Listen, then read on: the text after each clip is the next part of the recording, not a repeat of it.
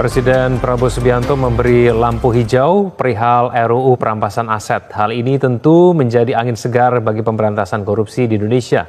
Meski demikian, langkah nyata akan RUU perampasan aset sangat dinanti, mengingat sudah 2 dekade RUU ini tak kunjung disahkan oleh DPR. Dalam rangka juga pemberantasan korupsi, saya mendukung undang-undang perampasan aset. Saya mendukung. Enak aja, udah nyolong, nggak mau kembalikan aset, gue tarik aja deh itu. Langkah memiskinkan koruptor mendapat angin segar usai Presiden Prabowo berjanji mendukung pembahasan dan percepatan pengesahan rancangan undang-undang RUU perampasan aset. Meski begitu, Komisi 3 DPR RI menyebut pembahasan RUU perampasan aset masih menunggu RUU Kitab Undang-Undang Hukum Acara Pidana atau RUU KUHP rampung terlebih dahulu.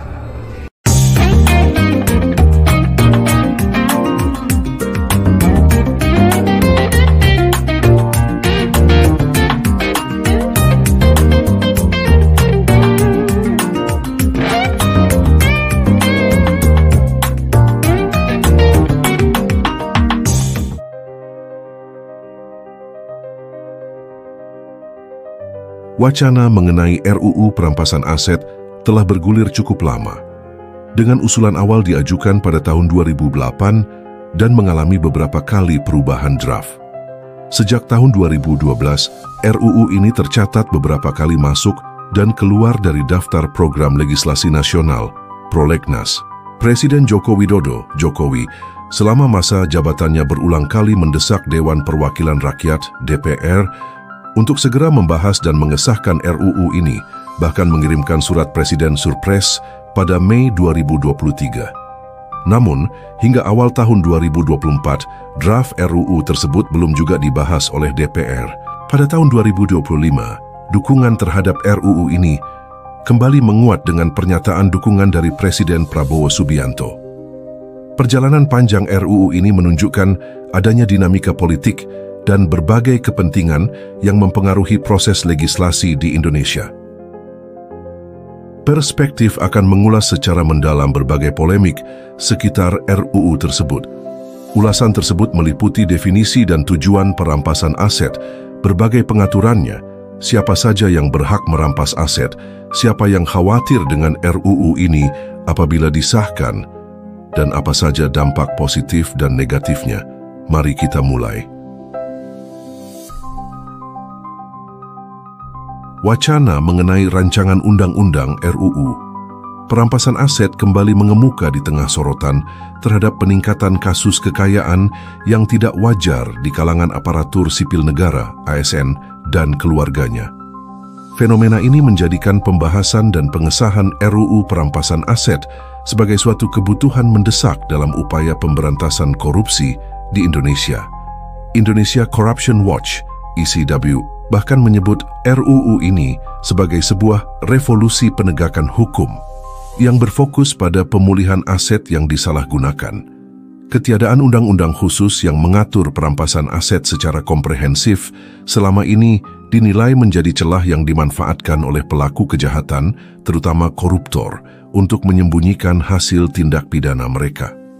Komisi Pemberantasan Korupsi KPK sendiri sangat membutuhkan RUU perampasan aset untuk meningkatkan efektivitas pemberantasan korupsi yang selama ini dilakukan.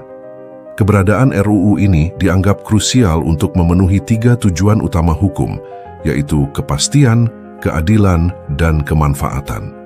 Sebagai negara yang telah meratifikasi United Nations Convention Against Corruption, UNCAC, pada tahun 2006, Indonesia memiliki kewajiban untuk memiliki mekanisme pemulihan aset yang kuat.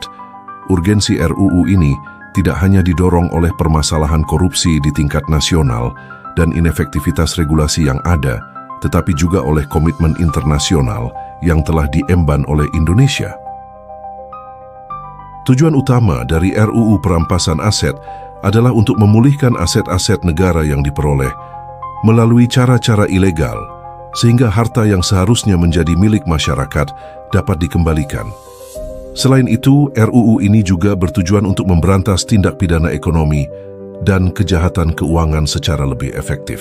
Dengan adanya landasan hukum yang kuat, RUU ini diharapkan dapat mengamankan aset-aset yang terkait dengan tindak pidana, terutama korupsi. Lebih jauh, RUU ini juga memiliki tujuan untuk mengganggu operasional dan memutus siklus kejahatan dengan menargetkan keuntungan finansial yang diperoleh pelaku. Dengan demikian, RUU perampasan aset tidak hanya berfokus pada pemulihan kerugian negara, tetapi juga pada upaya pencegahan dan memberikan efek jera terhadap pelaku kejahatan ekonomi.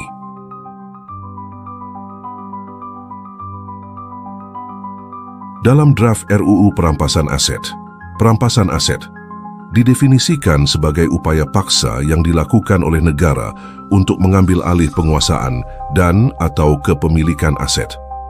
Tindak pidana berdasarkan putusan pengadilan yang telah memperoleh kekuatan hukum tetap tanpa didasarkan pada penghukuman terhadap pelakunya.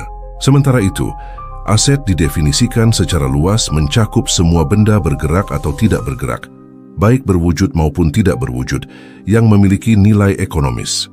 Penting untuk dicatat bahwa dalam hukum Indonesia saat ini, sebagaimana tercantum dalam Kitab Undang-Undang Hukum Acara Pidana, KUHAP, definisi tentang penyitaan, confiscation, telah ada. Namun definisi yang jelas mengenai seizure dan forfeiture, perampasan, belum secara eksplisit diatur. RUU ini berupaya untuk memberikan definisi hukum yang spesifik mengenai perampasan aset, yang membedakannya dari istilah-istilah lain yang terkait dalam hukum pidana. Salah satu konsep kunci yang dianut dalam RUU perampasan aset adalah Non-Conviction Based Asset Forfeiture, NCBAF, atau perampasan aset tanpa pemidanaan.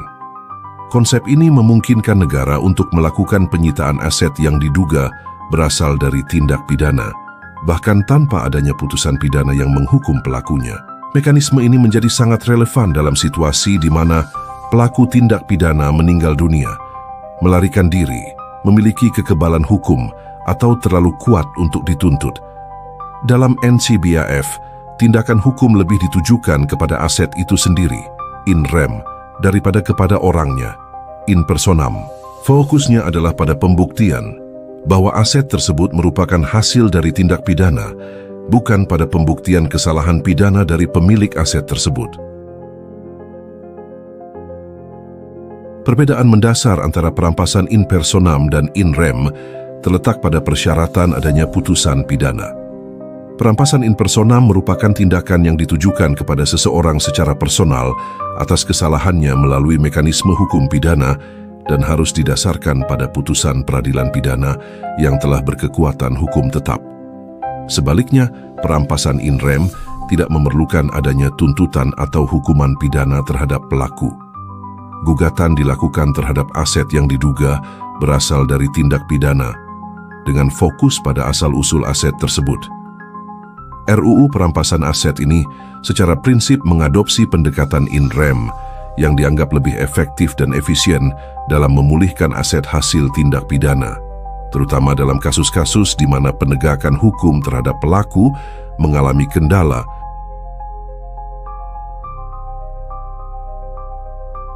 RUU perampasan aset mengatur berbagai aspek terkait dengan upaya pemulihan aset hasil tindak pidana. Salah satu poin penting adalah mengenai jenis-jenis aset yang dapat dirampas. Ini termasuk aset yang diperoleh atau diduga berasal dari tindak pidana, baik secara langsung maupun tidak langsung.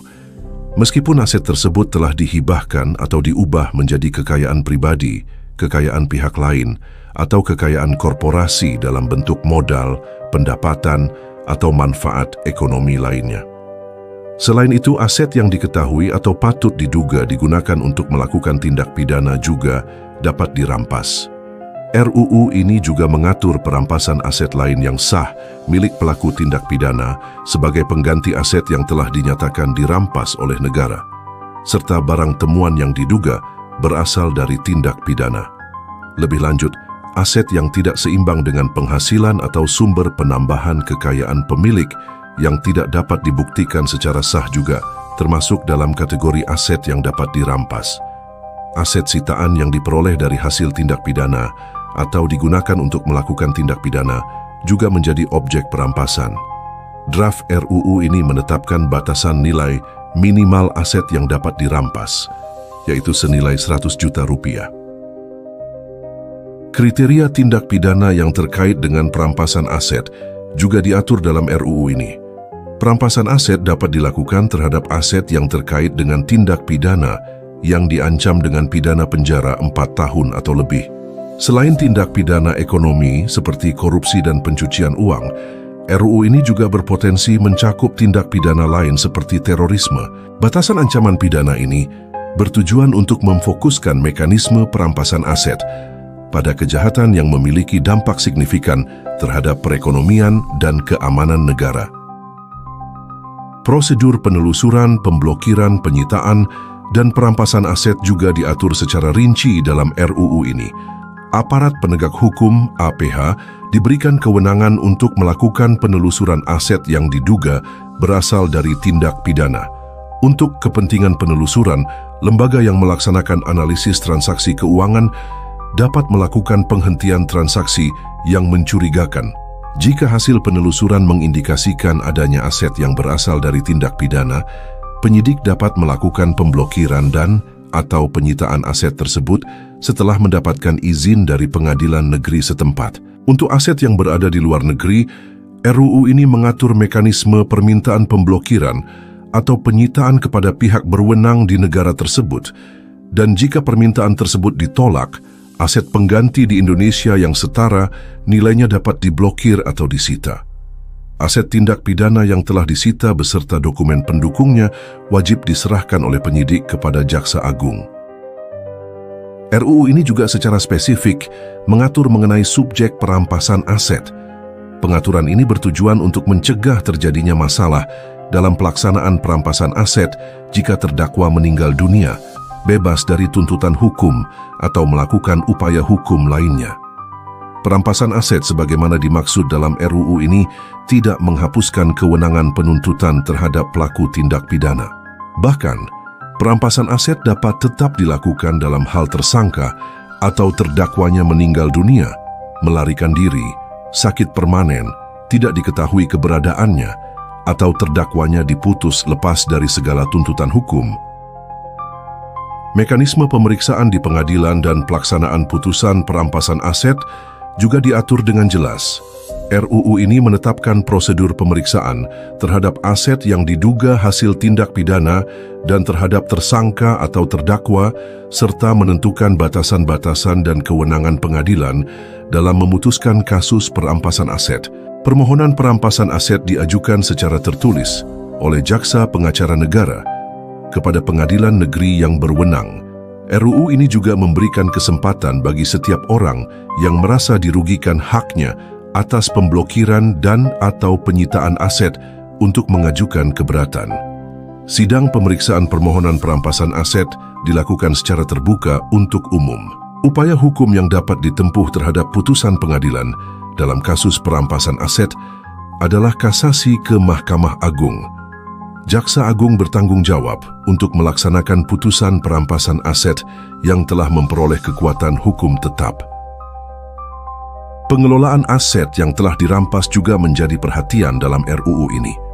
RUU ini bertujuan untuk memberikan jaminan bahwa negara akan melakukan penanganan dan pengelolaan aset yang telah dirampas dengan baik, sehingga aset tersebut tetap terjaga dan tidak mengalami penurunan nilai. Jaksa Agung memiliki kewenangan untuk mengelola aset yang telah dirampas, termasuk penyimpanan, pengamanan, pemeliharaan, penilaian, pengalihan, penggunaan, pemanfaatan, dan pengembalian aset. Pengalihan aset umumnya dilakukan melalui lelang terbuka yang dilaksanakan oleh kantor lelang negara, dan hasilnya disetorkan langsung ke kas negara sebagai penerimaan negara bukan pajak. RUU perampasan aset juga mengatur mengenai ganti rugi dan perlindungan pihak ketiga yang beritikat baik. Tanggung jawab negara adalah untuk memastikan kepastian hukum dan memberikan ganti rugi kepada pihak ketiga yang mungkin mengalami kerugian akibat dari perampasan aset yang dilakukan oleh APH. Setiap orang yang merasa dirugikan haknya atas pemblokiran dan/atau penyitaan aset dapat mengajukan keberatan secara tertulis kepada atasan penyidik. RUU ini juga memungkinkan pihak ketiga yang telah menggunakan atau memanfaatkan aset dengan itikat baik sebelum adanya putusan perampasan untuk mendapatkan izin sementara dari Jaksa Agung untuk terus menggunakan aset tersebut dengan persyaratan tertentu.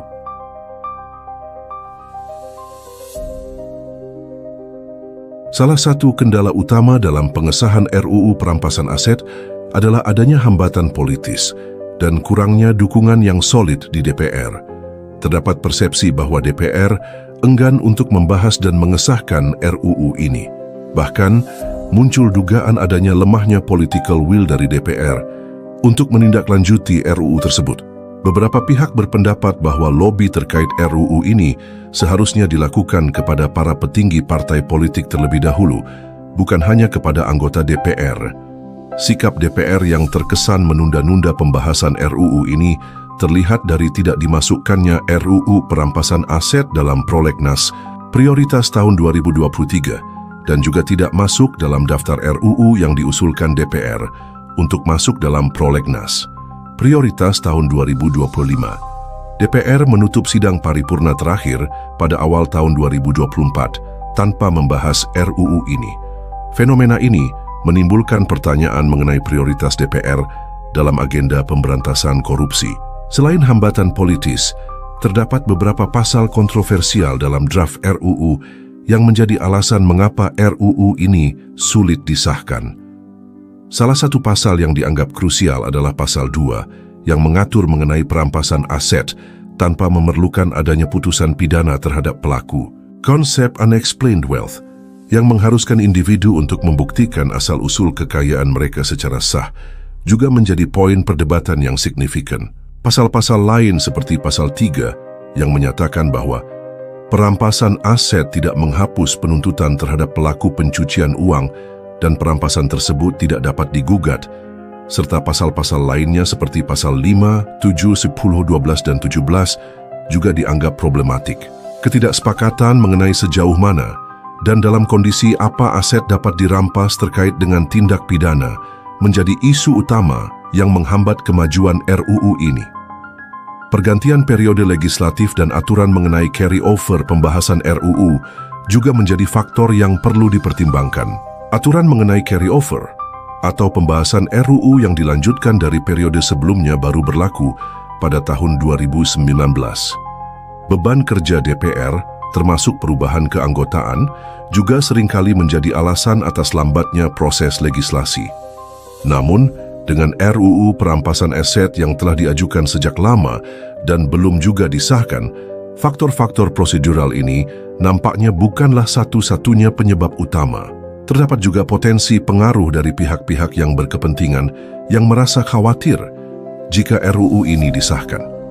Muncul kecurigaan bahwa RUU ini ditakuti oleh anggota DPR dan elit politik yang mungkin memiliki kekayaan dengan asal-usul yang tidak jelas. Menteri Koordinator Bidang Politik, Hukum, dan Keamanan, Menko Polhukam, juga mengindikasikan adanya pihak-pihak yang merasa khawatir jika RUU perampasan aset segera disahkan. Kekhawatiran atau ketakutan dari pihak-pihak tertentu, inilah yang diduga kuat menjadi penyebab terkatung-katungnya nasib RUU perampasan aset.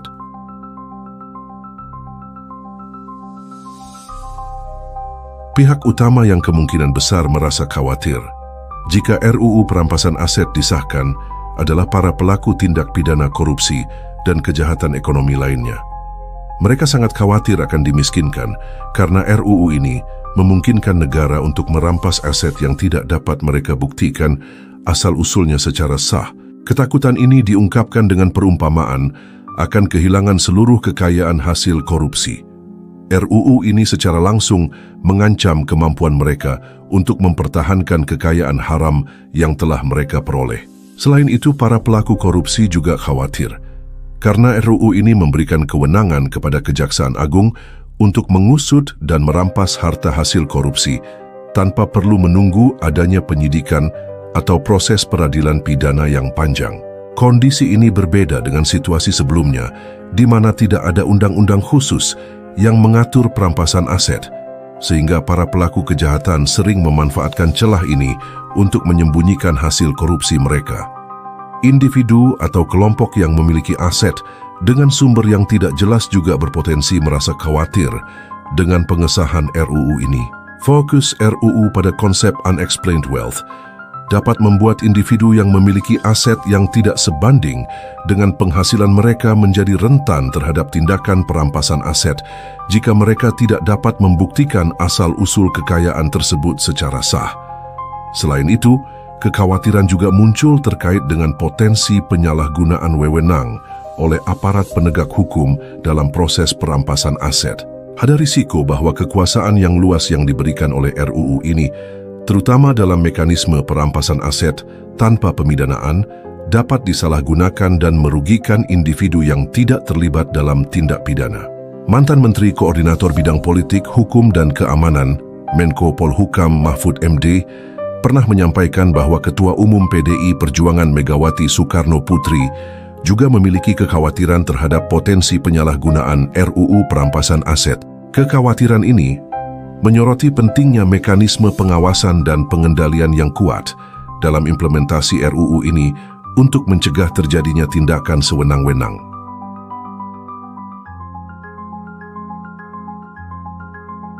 Pengesahan RUU perampasan aset diharapkan membawa sejumlah dampak positif yang signifikan dalam upaya pemberantasan tindak pidana korupsi dan kejahatan ekonomi lainnya di Indonesia. RUU ini diyakini dapat memperkuat upaya pemerintah dalam memberantas kejahatan dengan memberikan landasan hukum yang lebih jelas dan tegas untuk mengambil kembali atau merampas aset yang diduga berasal dari tindak pidana. Sebagai sebuah inovasi penting dalam pemberantasan korupsi, RUU ini diharapkan dapat menutup celah hukum yang selama ini dimanfaatkan oleh para pelaku kejahatan. RUU ini juga memperkenalkan paradigma baru dalam penanganan perampasan aset terkait korupsi, seperti mengakui aset sebagai subjek tindakan hukum dan memungkinkan perampasan secara in rem. Salah satu dampak positif utama dari pengesahan RUU ini adalah potensi pemulihan kerugian negara yang lebih signifikan. Aset yang berhasil dirampas dapat dimanfaatkan kembali oleh negara untuk kepentingan publik, seperti pembangunan infrastruktur, pendidikan, dan layanan kesehatan. Tingkat pemulihan aset dalam kasus korupsi saat ini masih rendah, sehingga pengesahan RUU ini diharapkan dapat meningkatkan efektivitas dalam mengembalikan aset negara yang hilang akibat tindak pidana korupsi. Selain pemulihan kerugian negara, RUU perampasan aset juga diharapkan dapat memberikan efek jera yang lebih kuat bagi pelaku kejahatan ekonomi. Dengan adanya ancaman perampasan aset, pelaku tindak pidana akan lebih berpikir dua kali sebelum melakukan tindakan kriminal, karena mereka berpotensi kehilangan keuntungan yang diperoleh dari kejahatan tersebut. Bahkan bagi sebagian pelaku korupsi, kehilangan aset mungkin lebih ditakuti daripada hukuman penjara. RUU ini juga akan mempermudah penanganan kasus-kasus di mana tersangka atau terdakwa tidak diketahui keberadaannya. Melalui mekanisme non-conviction based asset forfeiture, perampasan aset dapat tetap dilakukan meskipun pelaku telah meninggal dunia, melarikan diri, atau tidak dapat ditemukan. Hal ini mengatasi salah satu keterbatasan dalam penegakan hukum saat ini. Secara lebih luas, pengesahan RUU perampasan aset berpotensi meningkatkan kepercayaan publik terhadap penegakan hukum di Indonesia. Dengan adanya mekanisme yang lebih efektif untuk memulihkan aset negara dan menindak pelaku kejahatan ekonomi, masyarakat akan melihat komitmen yang lebih kuat dari pemerintah dan aparat penegak hukum dalam memberantas korupsi dan menegakkan keadilan.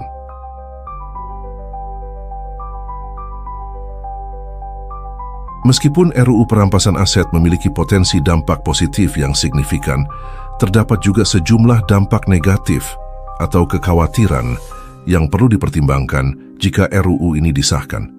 Salah satunya adalah potensi ketidakpastian hukum dan interpretasi yang beragam terkait dengan definisi aset yang dapat dirampas. Definisi aset yang terlalu luas dan terbuka untuk berbagai interpretasi dapat menimbulkan ketidakpastian hukum bagi masyarakat, terutama bagi pihak-pihak yang terlibat dalam suatu perkara hukum.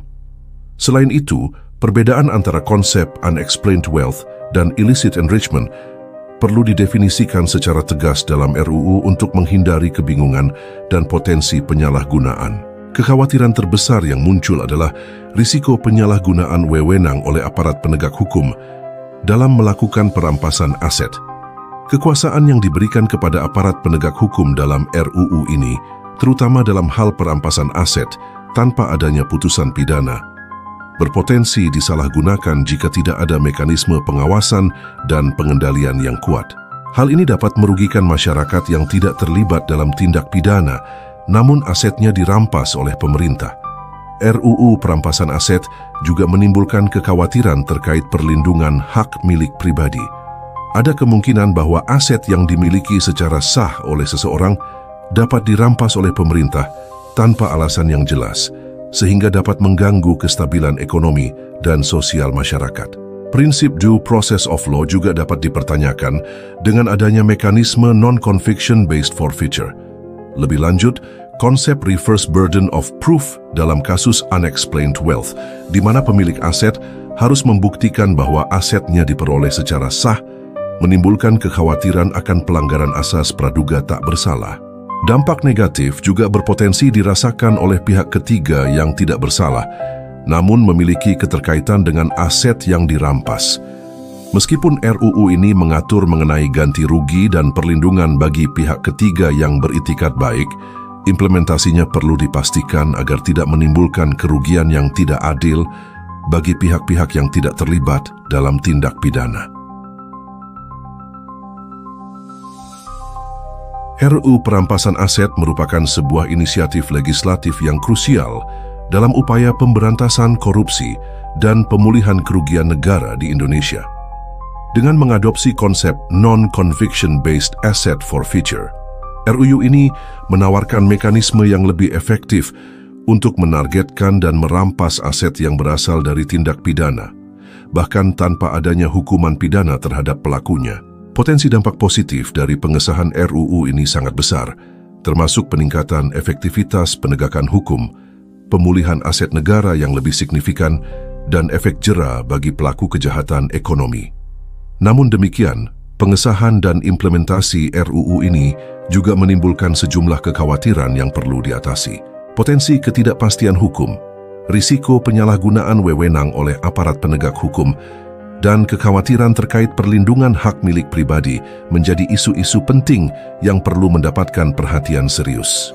Mekanisme pengawasan yang ketat, definisi yang jelas dan terukur dalam undang-undang, serta jaminan perlindungan hak bagi pihak-pihak yang tidak bersalah menjadi krusial untuk memastikan bahwa RUU ini dapat diimplementasikan secara adil dan efektif. Kendala politis yang selama ini menghambat pengesahan RUU perampasan aset menunjukkan adanya kompleksitas kepentingan yang terlibat. Dukungan yang kuat dari pemerintah dan kemauan politik yang solid dari DPR menjadi kunci utama agar RUU ini dapat segera disahkan dan memberikan kontribusi nyata dalam upaya pemberantasan korupsi di Indonesia.